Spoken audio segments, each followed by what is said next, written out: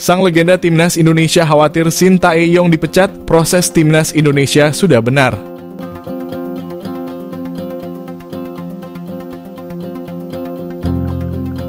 Bambang Pamungkas mengungkap kekhawatiran jika Shin Tae-yong dipecat, berharap pelatih asal Korea Selatan itu dipertahankan. Progres timnas Indonesia bersama Shin Tae-yong ternyata mendapat sorotan dari legenda sepak bola tanah air, Bambang Pamungkas.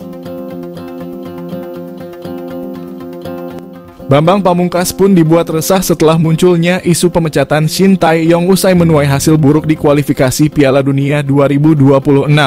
Bagi sosok yang akrab disapa Bapak itu, saat ini timnas Indonesia sedang mengalami perkembangan di bawah asuhan Shin Tae-yong. Salah satu buktinya adalah lolos ke putaran final Piala Asia. Selain itu, terjadi peningkatan pada peringkat FIFA skuad Garuda dari posisi 170-an bisa menanjak sampai ke 146 dunia. Tak berhenti sampai di situ, Bapak juga sedikit menyinggung timnas Indonesia era Luis Milla yang menurutnya juga cukup bagus. Akan tetapi disayangkan mengapa tiba-tiba berhenti. Hal itu membuat timnas Indonesia harus mengulang proses dari awal lagi bersama Shin Tae-yong. Mantan pemain kelahiran Salatiga ini pun merasa jika saat ini Shin Tae-yong benar-benar berhak mendapatkan kesempatan lebih untuk menukangi timnas Indonesia.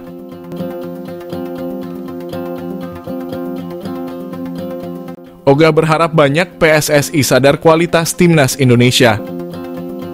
PSSI sadar dengan kualitas timnas Indonesia di Piala Asia. Tak ingin banyak sesumbar dan hanya menunggu realisasi janji Shin Tae-yong. PSSI paham kondisi timnas Indonesia seiring persiapan matang untuk Piala Asia, tanpa basa-basi, tak mau pasang target muluk-muluk. Saat ini timnas Indonesia tengah menjalani pemusatan latihan di Turki dan dijadwalkan sampai 6 Januari mendatang. Timnas Indonesia rencananya juga akan terbang ke Qatar dan menjalani persiapan akhir untuk Piala Asia, tapi sebelum itu mereka akan melakoni 3 laga uji coba. 2 kali melawan Libya di Turki pada 2 dan 5 Januari, 1 laga lainnya melawan Iran di Qatar pada 9 Januari digelar secara tertutup.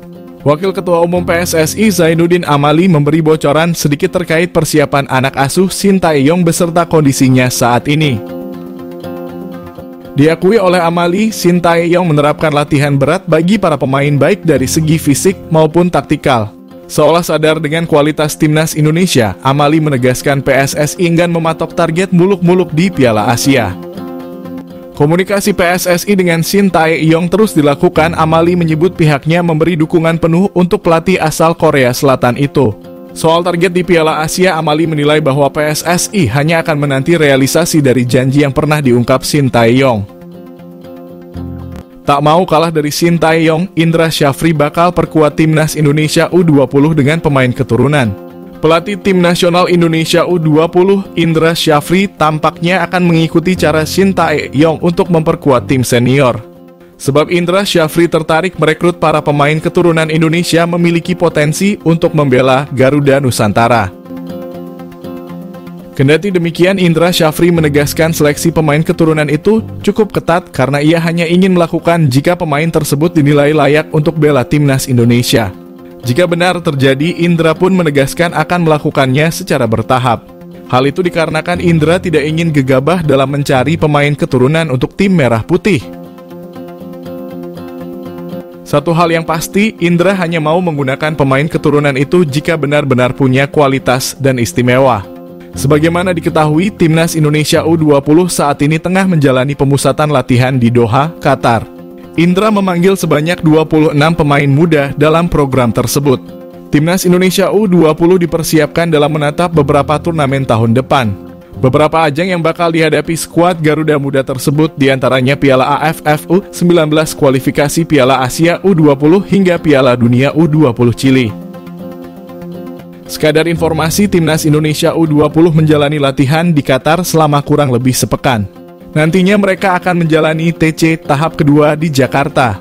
Adapun TC tersebut akan berlangsung hingga akhir Januari mendatang. Indra sendiri akan menyaring pemain-pemainnya tersebut untuk dipoles kembali. Sejarah baru Justin Hubner, pemain Indonesia pertama di Premier League. Justin Hubner membuat sejarah baru sebagai pemain Indonesia pertama di Premier League setelah jadi pemain naturalisasi. Justin Hubner resmi jadi pemain naturalisasi Timnas Indonesia pada 6 Desember lalu. Dengan jadi pemain naturalisasi Timnas Indonesia, kewarganegaraan Hubner yang sebelumnya Belanda berubah jadi Indonesia. Perubahan tersebut diikuti Premier League. Melalui situs resmi, Liga Inggris mencantumkan Indonesia sebagai kewarganegaraan baru Justin Hubner. Dalam situs profil pemain Wolverhampton Wanderers, Hubner tercatat sebagai pemain Wolves U21. Hubner untuk kali pertama masuk susunan pemain Wolverhampton di Premier League saat melawan Arsenal awal Desember atau sebelum disumpah sebagai warga Indonesia. Kini dengan menjadi warga negara Indonesia, Justin Hubner merupakan pemain Indonesia pertama di Premier League yang merupakan sejarah baru, baik untuk Liga Inggris maupun bagi Indonesia sendiri.